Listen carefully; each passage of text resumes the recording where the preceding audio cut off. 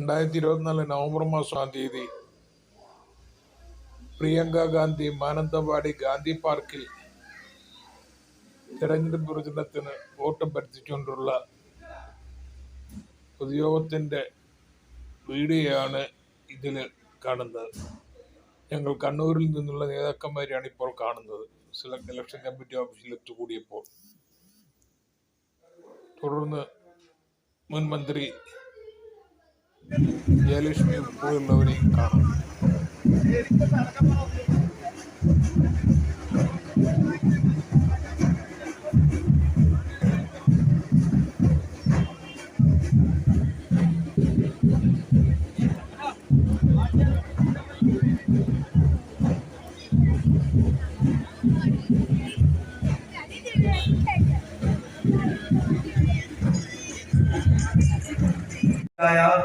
പ്രിയപ്പെട്ട MP കൂടിയായ Shri Francis John അവർ ഈ വേദിയിൽ എത്തിച്ചേർന്നിട്ടുണ്ട്.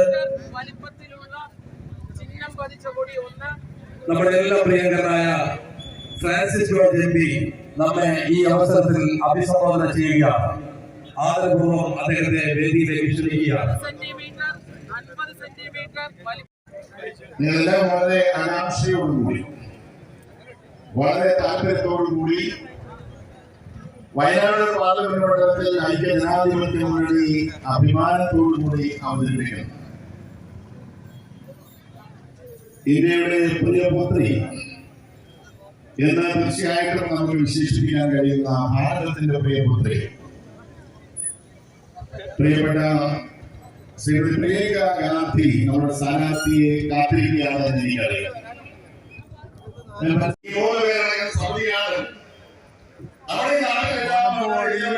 സംസാരിച്ച് പ്രിയങ്ക ഗാന്ധിയുടെ യോഗത്തിൽ പങ്കെടുക്കാനെത്തിയ ആൾക്കാരെയാണ് ഇപ്പോൾ കാണുന്നത്. എന്ത് മാറ്റമാണ് ജനങ്ങൾ ആഗ്രഹിക്കുന്നത് എന്നുള്ളതിനെ കുറിച്ച് കൃത്യമായ പഠനം നടത്തി ആ സഭയുടെ കണ്ടെത്തൽ എന്ന് പറഞ്ഞാൽ എന്തായിരുന്നു? ഞാനൊരു വിശദാംശങ്ങളിലേക്ക് ഈ സമയം കുറവുള്ള ഞാനിതൊന്നും പോകുന്നില്ല.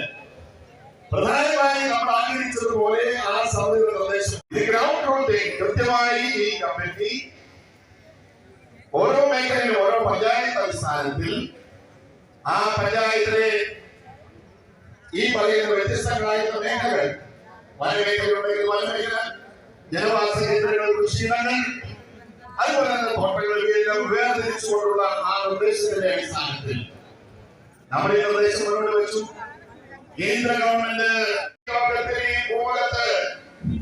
മനുഷ്യരുടെ ജീവിതം മുന്നോട്ട് കൊണ്ടുപോകാൻ കഴിയില്ല. നമ്മൾ കൃഷി ചെയ്യുമ്പോൾ, നമ്മൾ മറ്റു രീതിയിലുള്ള വിവിധ പ്രവർത്തനങ്ങൾ നടത്തുമ്പോൾ, നമ്മൾ വ്യവസായങ്ങൾ നടത്തുമ്പോൾ, നമ്മൾ മറ്റ് ഓരോരോ കാര്യങ്ങൾ ചെയ്യുമ്പോൾ അത് ചെറുതും വലുതുമായ രീതിയിലൊക്കെ തന്നെ പരിസ്ഥിതിയെ ബാധിക്കും. പരിസ്ഥിതിയെ ബാധിക്കാതെ മന്ത്രിയാണെങ്കിൽ എന്റെ വളരെ അടുത്ത സ്ത്രീധനാണ്. പക്ഷേ ചിലപ്പോൾ അദ്ദേഹത്തിന്റെ രീതിയിൽ കാണുന്നതൊന്നും അദ്ദേഹത്തിന്റെ മൈൻഡോടി തോന്നിപ്പിക്കും. കാരണം ഇവിടെ ആയുധങ്ങളും അതുപോലെ തന്നെ എരുമേലിയും തീർച്ചയായും നമ്മുടെ പ്രിയപ്പെട്ട സ്ഥാനം ശീഘ്രഗതിയിൽ മതജനാധിപത്യ ഇന്ത്യയുടെ വളർച്ച കുതിച്ചുചാടും. ഈ രാഷ്ട്രത്തിന്റെ ആശങ്കയില്ലാത്ത വിധം മഹാത്മാഗാന്ധിജി സ്വപ്നം കണ്ട ഇന്ത്യ എന്താണോ, പണ്ഡിറ്റ് ജവഹർലാൽ നെഹ്റു വിഭാവനം ചെയ്ത ഇന്ത്യ എന്താണോ, ആ ഇന്ത്യയെ നമുക്ക് തിരിച്ചു കിട്ടും. പ്രിയങ്കാജിയുടെ ഇന്നത്തെ പര്യടനം ഇവിടെ നിന്ന് ആരംഭിക്കുക.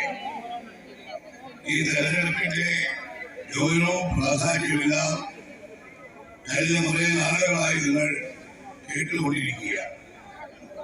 ഇവിടെ വയനാട് നടത്തുന്ന ഈ തെരഞ്ഞെടുപ്പിൽ ആര് വിജയിക്കുമെന്ന കാര്യത്തിൽ മാധ്യമങ്ങൾക്കോ രാഷ്ട്രീയ നിരീക്ഷകർക്കോ ഇവിടുത്തെ പ്രമുഖരായ വോട്ടർമാർക്കോ ഒന്നും രണ്ടഭിപ്രായമില്ല. പ്രിയങ്കാജിയുടെ ഭൂരിപക്ഷം എത്ര വർദ്ധിക്കും എന്നാണ് ഓരോരുത്തരും അന്വേഷിച്ചുകൊണ്ടിരിക്കുന്നത്. ഇവിടെ വോട്ടർമാരിൽ കാണുന്ന അലയടിച്ചുയരുന്ന ആവേശം അത് പ്രിയങ്കാജിയുടെ ചരിത്ര ഭൂരിപക്ഷമാക്കി മാറ്റാൻ ആ ചുമതല ഏറ്റെടുത്ത് തെരഞ്ഞെടുപ്പ് രംഗത്ത് സജീവമായി പ്രവർത്തിക്കുന്ന നിങ്ങളോട് അദ്ദേഹത്തിന്റെ വീട് പോലീസ് വളയും. ഉറക്കം അതിരാവിലെ പുലർച്ചയ്ക്ക് വീട് ഗേറ്റ് തള്ളി തുറന്ന് ഉറങ്ങുന്ന അദ്ദേഹത്തിന്റെ മാതാവും സഹോദരിയും എല്ലാം നോക്കി നിൽക്കെ അവരുടെ അനുവാദം കൂടാതെ അദ്ദേഹത്തിന്റെ മുറിയിൽ പോയി അദ്ദേഹത്തെ ബലമായി പിടിച്ചുകൊണ്ടുവന്ന് അറസ്റ്റ് ചെയ്ത് അവിടെ നിന്ന് ആഘോഷമായി തിരുവനന്തപുരത്തേക്ക് കൊണ്ടുപോകും. ഒരു ജനകീയ സമരത്തിൽ പങ്കെടുത്ത അതിന്റെ പേരിൽ പോലീസ് കേസ് ചാർജ് ചെയ്ത ഒരാളെ ഇതുപോലെ നാടകീയമായി അറസ്റ്റ് ചെയ്ത് അർദ്ധരാത്രി ലോക്സഭയിൽ സംസാരിക്കുന്ന ഇന്ത്യ സഖ്യത്തിന് ഒരു പുതിയ ശക്തിയും ശബ്ദവും പകരുന്ന പ്രിയങ്കാജിയുടെ വിജയത്തിന് നമുക്ക് എല്ലാവർക്കും ഒറ്റക്കെട്ടായി പ്രവർത്തിക്കാമെന്ന് മാത്രം പറഞ്ഞുകൊണ്ട് ഞാൻ എന്റെ വാക്കുകൾ ചുരുക്കുന്നു. എല്ലാവർക്കും എന്റെ അഭിവാദനങ്ങൾ. ജയ്. അടുത്തതായി വനിതാ ലീഗിന്റെ ദേശീയ எல்லாருக்கும் வணக்கம். Very good afternoon. என் பேர் ஃபாத்திமா முசஃபர், இந்திய முஸ்லிம் லீக் வனிதா லீக்குடைய தேசிய பிரசிடென்ட். சென்னையிலிருந்து இன்னும் காலையில வந்திருக்கு. சென்னையிலிருந்து கேலிகட் வந்து கேலிகட்ல இருந்து 3 மணி நேரம் டிராவல் செஞ்சு பின்ன உங்க ஊருக்கு வந்திருக்கு. வந்திருக்கக்கூடிய காரணம் என்னன்னா, நான் வந்து இங்க வயநாடுடைய மக்கள் எல்லாரையும் பார்க்கணும். ஏன்னா இன்னொரு 10 நாட்கள்ல இந்த வயநாடு மக்கள் ஒரு வேர்ல்டு ரெக்கார்டு கிரியேட் பண்ணிருக்கு. எந்த world record? Unprecedented in Indian political history. நம்மளுடைய பிரியப்பட்ட பிரியங்கா காந்திக்கு எதிர யாரெல்லாம் நின்றுச்சோ எல்லாரும் டெபாசிட் இழக்க செய்யக்கூடிய மக்களை வந்து நான் காணணும். இங்க பிரியங்கா காந்திக்காக ஓட்டு கேட்க நான் வரல. உங்க எல்லாரும் கங்க்ராச்சுலேட் பண்ண வந்திருக்கு. உங்க எல்லாருக்கும் தேங்க் பண்ண வந்திருக்கு. எதுக்கு தேங்க் பண்ண வந்திருக்குன்னா, இந்தியாவில் இருக்கக்கூடிய மக்களுக்கு யூனிட்டி இன் டைவர்சிட்டி இன்னும் இருக்கு என்று காட்டிய மக்கள் இந்த வயநாட்டு மக்கள். உலக மக்களுக்கு எல்லாம் இன்னும் இந்தியாவை सारे जहां से अच्छा हिंदुस्तान हमारा, हम बुलबुले हैं इसके गुलसितान हमारा என்று பறைசாற்றிய மக்கள் நம்முடைய வயநாடு மக்கள்.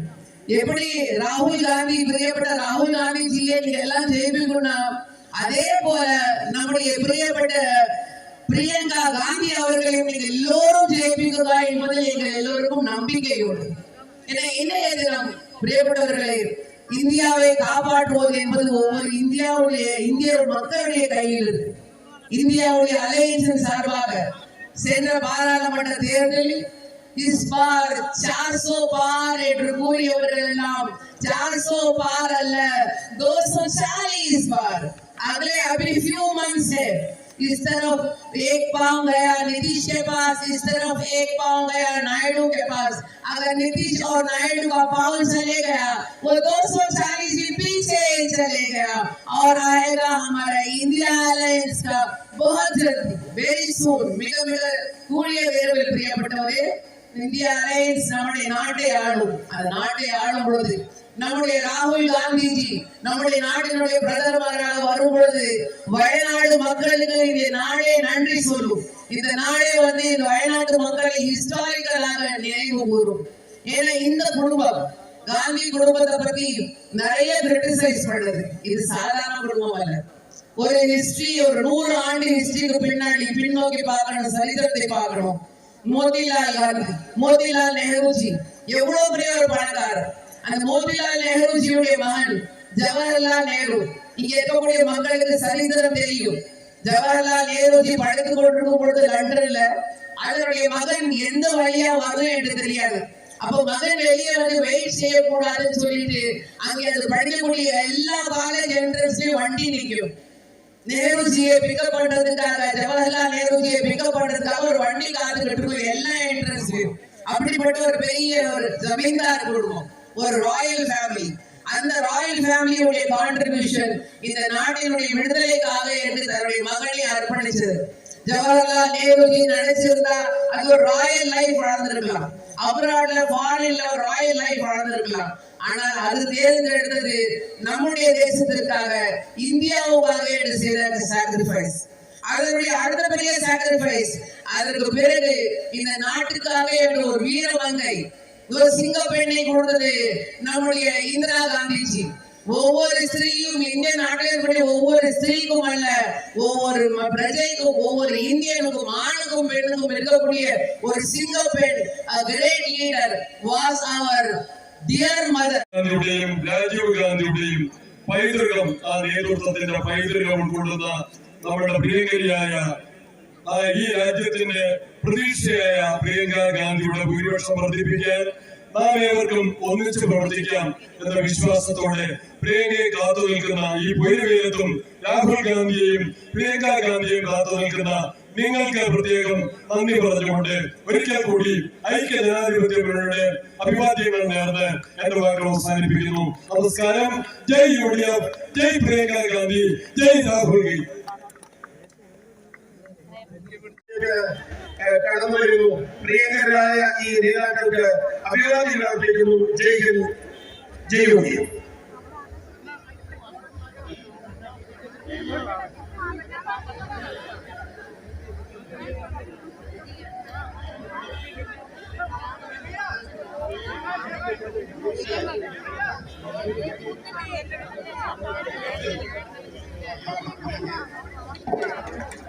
ഇന്ത്യ രാജ്യത്തിനു വേണ്ടി നമുക്ക് ഓരോരുത്തർക്കും വേണ്ടി ജീവത്യാഗം ചെയ്ത രക്തസാക്ഷിത്വം വരിച്ച പ്രിയങ്കരനായ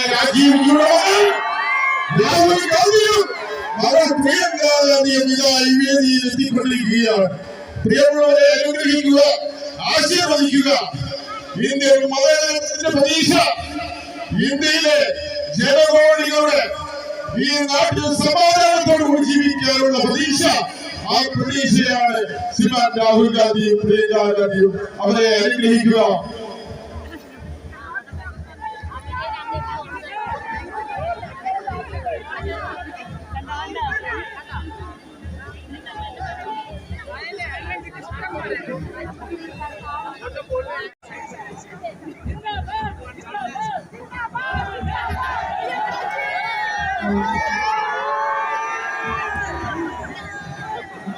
My dear brother Rahul Gandhi, all my colleagues on the stage, Shri Venugopal ji, all those present here, and my dearest sisters and brothers, thank you for coming to this meeting today.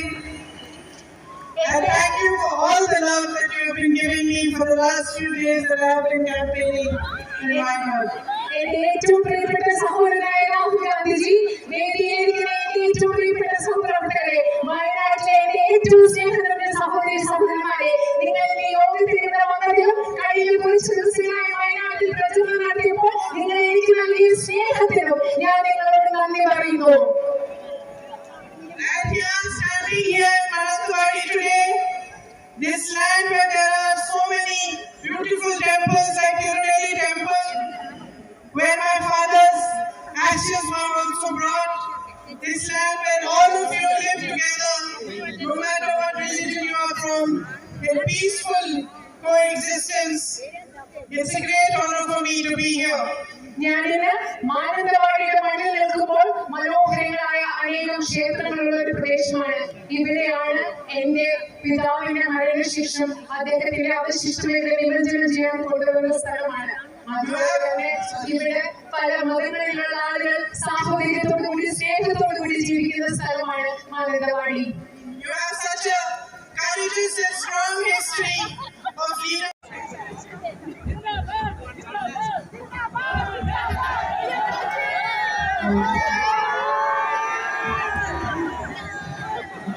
My dear brother Rahul Gandhi, all my colleagues on the stage, Shri Venugopal ji, all those present here, and my dearest sisters and brothers, thank you for coming to this meeting today. And thank you for all the love that you have been giving me for the last few days that I have been campaigning in my heart. എന്റെ ഏറ്റവും പ്രിയപ്പെട്ട സഹോദരനായ രാഹുൽ ഗാന്ധിജി, വേദിയിലിരിക്കുന്ന എന്റെ ഏറ്റവും പ്രിയപ്പെട്ട സഹപ്രവർത്തകരെ, വയനാട്ടിലെ എന്റെ ഏറ്റവും സ്നേഹനിറഞ്ഞ സഹോദരി സഹോദരന്മാരെ, നിങ്ങൾ ഈ യോഗത്തിന് ഇവിടെ വന്നത് കഴിഞ്ഞ കുറച്ച് ദിവസങ്ങളായി വയനാട്ടിൽ പ്രചരണം നടത്തിയപ്പോൾ നിങ്ങൾ എനിക്ക് നൽകിയ സ്നേഹത്തിനും ഞാൻ നിങ്ങളോട് നന്ദി പറയുന്നു. And here, standing here in Marathuwadi today, this land where there are so many beautiful temples like Tirunelli Temple, where my father's ashes were also brought, this land where all of you live together, no matter what religion you are from, in peaceful coexistence. It's a great honor for me to be here. ഞാനിന്ന് മാനന്തവാടിയുടെ മണ്ണിൽ നിൽക്കുമ്പോൾ മനോഹരങ്ങളായ അനേകം ക്ഷേത്രങ്ങൾ പ്രദേശമാണ്. ഇവിടെയാണ് എന്റെ പിതാവിന്റെ മരണശേഷം അദ്ദേഹത്തിന്റെ അവശിഷ്ടങ്ങളെ നിമജ്ജനം ചെയ്യാൻ കൊണ്ടുവന്ന സ്ഥലമാണ്. അതുപോലെ തന്നെ ഇവിടെ പല മതങ്ങളിലുള്ള ആളുകൾ സാഹോദര്യത്തോടുകൂടി സ്നേഹത്തോടുകൂടി ജീവിക്കുന്ന സ്ഥലമാണ് Mananthavady. You have such a courageous and strong history of leadership. രാജ്യത്ത് നടന്നുകൊണ്ടിരിക്കുമ്പോൾ എന്റെ പ്രിയപ്പെട്ട സഹോദരി സഹോദരന്മാരായ നിങ്ങളാണ് അദ്ദേഹത്തെ സത്യം തിരിച്ചറിഞ്ഞ് ഈ മനുഷ്യൻ സത്യത്തിന് വേണ്ടി പോരാടുന്നതെന്ന് മനസ്സിലായി അദ്ദേഹത്തിനോടൊപ്പം നിങ്ങളാണ്. And when he set off for his Bharat Jodo Yatra, when he was going to walk 4,000 kilometers from Kanyakumari to Kashmir, I remember he was in pain, his knee was hurting, and I remember asking him, how are you going to do it? But he did it because he had your love and your courage in his heart. എന്റെ സഹോദരനായ രാഹുൽ ഗാന്ധി അദ്ദേഹം ഭാരത് ജോഡോ നടത്തിയപ്പോൾ അദ്ദേഹം രാജ്യം മുഴുവൻ and beautiful. ഈ രാജ്യം ambulance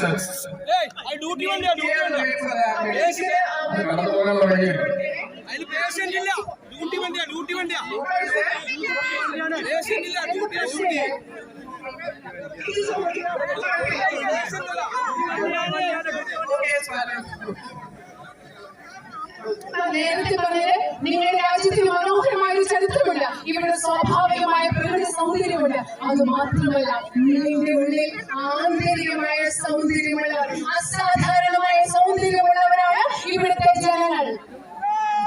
And since I have been moving around and my brother has also told me about all the issues that you face, I have been noticing that the people of Wayanad and this area of Wayanad, you have immense potential. ഞാൻ mother തെരേസയുടെ sisters of charities എന്ന് പറയുന്ന സ്ഥാപനത്തിൽ ഒരുപാട് നാളുകൾ ജോലി ചെയ്തിട്ടുണ്ട്. അവിടെ എന്റെ അടുത്ത സുഹൃത്തായിട്ടുള്ള ഒരു സിസ്റ്റർ എന്ന് പറയുന്ന സിസ്റ്റർ റോസ്ബെൽറ്റ് മാനന്തവാടിയിൽ നിന്നുള്ള സിസ്റ്ററാണ്. And when she heard that I was standing from Wayanad, she called me to the home. I went to see her, and she told me, you promised me one thing, Priyanka. So I said, yes, sister. She said, you promised me that you will fight for that medical college, and however hard it is, you will not stop voicing our demand for it. And she told me that her mother was 29 years old when she passed away in the hospital here because the medical facilities were not available. നിങ്ങൾക്കറിയാമോ, ഞാൻ നേരത്തെ പറഞ്ഞ sister റോസ്ബെൽറ്റ് ഞാൻ വയനാട്ടിലെ സ്ഥാനാർത്ഥിയായി മത്സരിക്കുന്നു എന്ന് അറിയുമ്പോൾ സിസ്റ്ററിനെ വീട്ടിലേക്ക് വിളിച്ചു. ഞാൻ സിസ്റ്ററെ വീട്ടിൽ കാണാൻ പോയി. വീട്ടിൽ കാണാൻ പോയപ്പോൾ സിസ്റ്ററിനോട് പറഞ്ഞു, പ്രിയങ്ക, നിങ്ങൾ എന്നോട് ഒരു കാര്യം എനിക്ക് വാഗ്ദാനം നൽകണം. വയനാട്ടിലെ മെഡിക്കൽ കോളേജ് എന്ന സ്വപ്നം സാക്ഷാത്കരിക്കുന്നതിന് വേണ്ടി എത്രമാത്രം കഠിനമായി അധ്വാനിക്കാമോ, പരിശ്രമിക്കാമോ, ആ സ്വപ്നം സാക്ഷാത്കരിക്കുന്നതിന് വേണ്ടി നിങ്ങൾ പ്രവർത്തിക്കുമെന്ന് എനിക്ക് വാക്ക് തരണം. കാരണം എന്റെ അമ്മ 29 വർഷം മുമ്പ് മെഡിക്കൽ കോളേജ് ഇല്ലാത്തത് കൊണ്ട് ഇവിടുത്തെ ഒരു ആശുപത്രിയിൽ മരിച്ചു പോയതാണ് എന്ന് സിസ്റ്റർ പറഞ്ഞു. So I promised her, and I am promising you, that the fight Rahulji started to establish the medical college and its full facilities in Wayanad here in Mananthavadi will be carried on by me. ഞാൻ ആ സിസ്റ്ററിന് വാഗ്ദാനം നൽകിയതുപോലെ, ആ സിസ്റ്ററിന് വാക്ക് കൊടുത്തതുപോലെ ഇന്ന് നിങ്ങൾക്ക് വാക്ക് നൽകുകയാണ്. ഇവിടെ medical college സ്ഥാപിക്കുന്നതിന് വേണ്ടി എന്റെ സഹോദരൻ തുടങ്ങിയ പരിശ്രമം അതിന്റെ പൂർത്തിയിലെത്തുന്നത് വരെ പരിശ്രമിക്കും എന്ന് ഞാൻ നിങ്ങൾക്ക് വാക്ക് നൽകുകയാണ്. My tribal brothers and sisters, you face so many difficulties too. There is a lack of basic facilities, drinking water facilities, and Rahulji did so much to provide housing and to help you to overcome these difficulties. എന്റെ ആദിവാസി സമൂഹത്തിൽപ്പെട്ട സഹോദരി സഹോദരന്മാരെ, നിങ്ങൾക്ക് ധാരാളം ശുദ്ധജലം ലഭ്യമാകുന്നതിനുള്ള പ്രശ്നമുണ്ട്. മറ്റനവധി പ്രശ്നങ്ങൾ നേരിടുന്നുണ്ട്. രാഹുൽജി നിങ്ങളുടെ പ്രശ്നങ്ങളൊക്കെ പരിഹരിക്കാൻ വേണ്ടി അദ്ദേഹത്തിനാവുന്ന വിധം ചെയ്തിട്ടുണ്ട്. But more funding is needed for your housing. More job opportunities are needed. നിങ്ങൾക്ക് വീടുകൾ നിർമ്മിക്കുന്നതിന് വേണ്ടി കൂടുതൽ സാമ്പത്തിക സഹായം. You stood for what is right. Rahul ഗാന്ധിജിയെ അദ്ദേഹത്തിന്റെ പാർലമെന്റിൽ നിന്ന് അദ്ദേഹത്തെ അയോഗ്യനാക്കി. അദ്ദേഹത്തിന്റെ ഔദ്യോഗിക വസതി എടുത്തു മാറ്റി. മോദിജി അദ്ദേഹത്തെ പാർലമെന്റിൽ നിന്ന് അയോഗ്യമാക്കിയ സമയം, അദ്ദേഹത്തിന്റെ ഔദ്യോഗിക വസതി എടുത്തു മാറ്റിയ സമയം അദ്ദേഹത്തിനോടൊപ്പം നിന്നത്, അദ്ദേഹത്തിന്റെ പോരാട്ടത്തിനൊപ്പം നിന്നത് നിങ്ങളാണ്, ഇവിടുത്തെ ജനങ്ങളാണ്. So my sisters and brothers of Wayanad, stand with us today in this fight as you have done before, and let us create a better future for our country, a better future for your children. Let us make Wayanad shine. Let the whole country look at Wayanad and see what a beautiful place it is and how much potential you have. അതുകൊണ്ട് എന്റെ പ്രിയപ്പെട്ട സഹോദരി സഹോദരന്മാരെ, നിങ്ങൾ നേരത്തെ നിന്നതുപോലെ ഇന്ന് ഈ രാജ്യത്തിന് വേണ്ടിയുള്ള പോരാട്ടത്തിൽ നിങ്ങൾ ഞങ്ങളോട് ഒരുമിച്ച് നിൽക്കുക. വയനാടിന്റെ മനോഹരമായ ഭാവി ഉണ്ടാക്കാൻ വേണ്ടി നമ്മൾ ഒരുമിച്ച് നിൽക്കുക. ഈ ലോകം മുഴുവൻ വയനാട് തിളങ്ങുന്നതിന് വേണ്ടി, വയനാട് മനോഹരമായ പ്രദേശമാണെന്ന് ഇന്ത്യ മുഴുവൻ കാണിച്ചു കൊടുക്കുന്നതിന് വേണ്ടി നിങ്ങൾ ഞങ്ങളോട് ഒരുമിച്ച് നിൽക്കുക. Thank you for your love and for your patience. Ahmad Hadi ji, Abdul Rahman Kalyani ji, PK Jayalakshmi ji, and our PCC President Sudhakaran ji.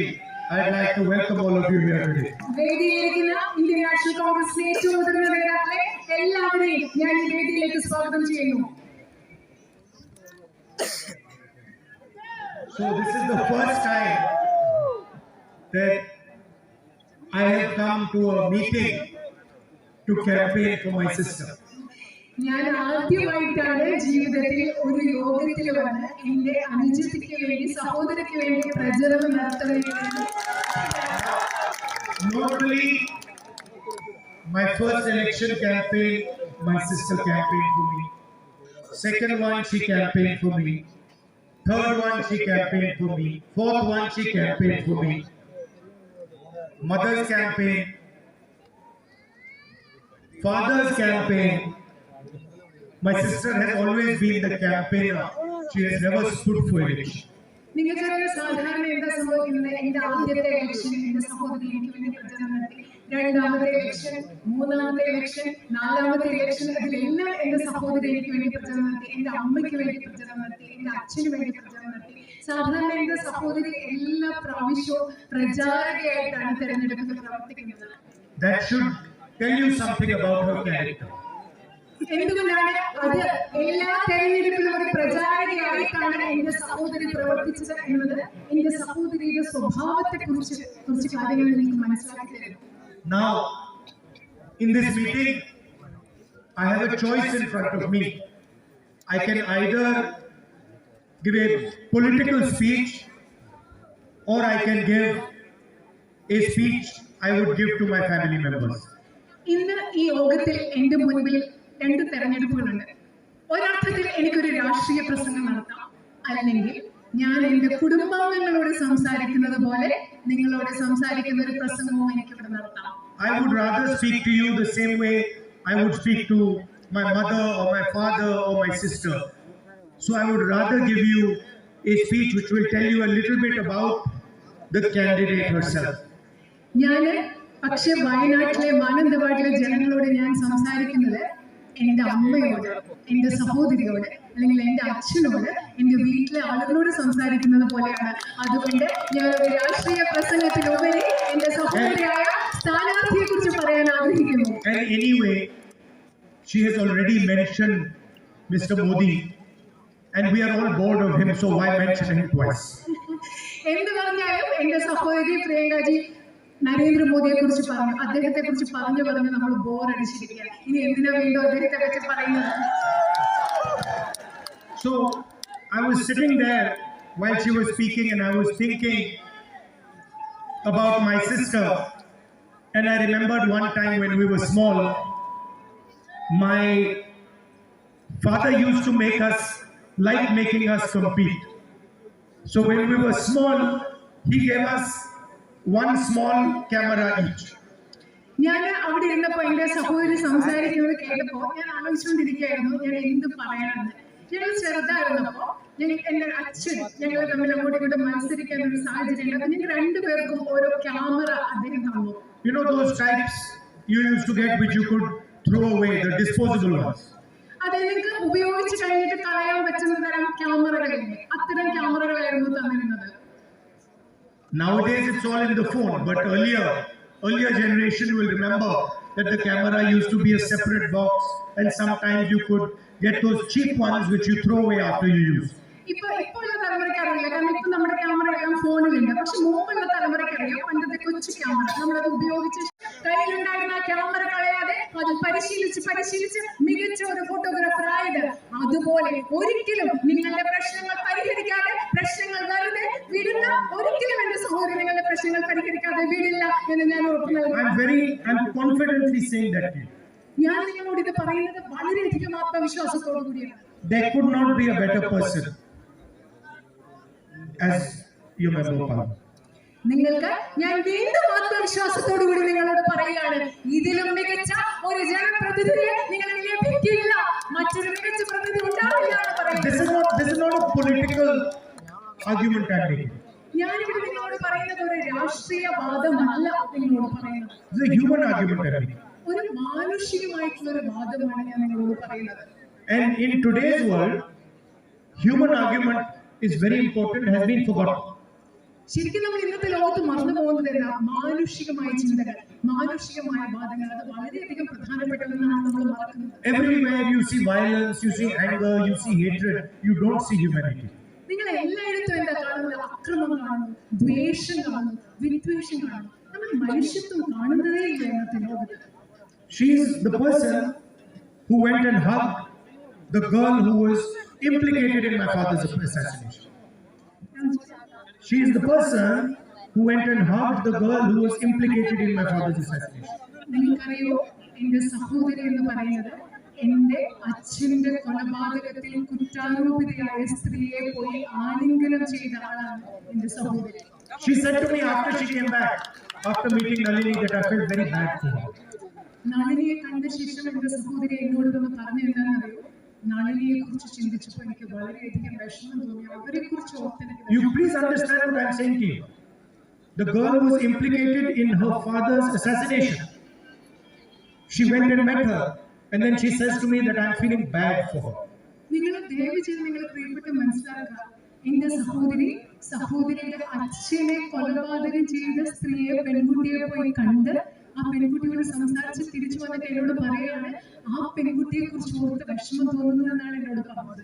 That is the training that she has received. അതാണ് എന്റെ സഹോദരിക്ക് ലഭിച്ചിട്ടുള്ള പരിശീലനം എന്ന് പറയുന്നത്. And to me, that is the type of politics that needs to be done in India. എന്നെ സംബന്ധിച്ചിടത്തോളം എന്റെ സഹോദരി പ്രതിദാനം ചെയ്യുന്ന ആ രാഷ്ട്രീയം ഇന്ന് ഇന്ത്യയിൽ വേണ്ടത് അത്തരത്തിലുള്ള ഒരു രാഷ്ട്രീയമാണ്. Not politics of hatred, but politics of love and affection. നമുക്ക് വേണ്ടത് വിദ്വേഷത്തിന്റെ രാഷ്ട്രീയമല്ല, സ്നേഹത്തിന്റെ, ഇഷ്ടത്തിന്റെ രാഷ്ട്രീയമാണ് ഈ രാജ്യത്ത് നമുക്ക് വേണ്ടത്. This morning when we were coming here, she had a list. You give me that list? ഞങ്ങൾ ഇന്ന് രാവിലെ വരുമ്പോ എന്റെ അനുജത്തിയുടെ കയ്യിൽ ഒരു ലിസ്റ്റ് ഉണ്ടായിരുന്നു, പട്ടിക ഉണ്ടായിരുന്നു. I'm going to show you. Here's the list. She gave me this list. ഈ ലിസ്റ്റാണ്, ഈ ഫോണിലുണ്ട് ലിസ്റ്റാണ് എന്റെ സഹോദരി എനിക്ക് നൽകിയത്. Where we will focus in the future. നമ്മൾ ഭാവിയിൽ എവിടെയാണ് ശ്രദ്ധിക്കാൻ പോകുന്നത്? Where we will fight for Wayanad's demands. നമ്മൾ എങ്ങനെയാണ് വയനാടിന്റെ ആവശ്യങ്ങൾ എന്തൊക്കെയാണ്, എവിടെയാണ് നമ്മൾ അതിനു വേണ്ടി പോരാടുന്നത്? Where we will strengthen Wayanad's capabilities. എങ്ങനെയാണ് നമ്മൾ വയനാടിന്റെ കഴിവുകളെ നമ്മൾ ശക്തിപ്പെടുത്താൻ പോകുന്നത്? And each one of these has many points underneath it. ഈ ലിസ്റ്റിൽ, ഈ പട്ടികയിൽ ധാരാളം പോയിന്റ്സ് എഴുതി വെച്ചിട്ടുണ്ട്. Food processing and storage. ഭക്ഷ്യ സംസ്കരണം, അതുപോലെ സംഭരണശാലകൾ, tourism, infrastructure. She's already started thinking about what she can do for you. അവിടെ എന്താ പറയുന്ന അടിസ്ഥാന സൗകര്യം, ഇവിടുത്തെ ടൂറിസം, വിനോദസഞ്ചാരം, വയനാടിന് വേണ്ടി എന്തൊക്കെ ചെയ്യാൻ പറ്റുമെന്ന് ഇപ്പൊ തന്നെ ആലോചിച്ച് തുടങ്ങിയത് ലിസ്റ്റ് ആക്കി വെച്ചിരിക്കുകയാണ് എന്റെ സഹോദരി. The main fight in the country today, bigger than the fight that is taking place in Wayanad.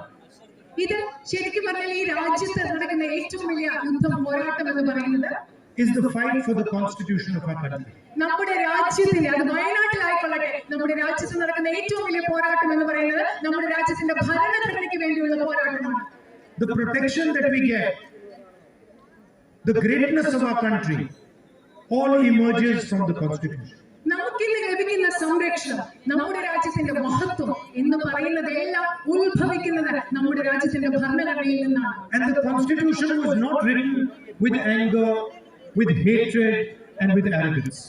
നമ്മുടെ ഭരണഘടന എന്ന് പറയുന്നത്, ഭരണഘടന എഴുതപ്പെട്ടത് ദ്വേഷം കൊണ്ട്, വിദ്വേഷം കൊണ്ട്, ധാർഷ്ട്യം കൊണ്ടോ അല്ല നമ്മുടെ ഭരണഘടന എഴുതിയത്. It was written by people who fought the British, had suffered, spent years and years and years in jail.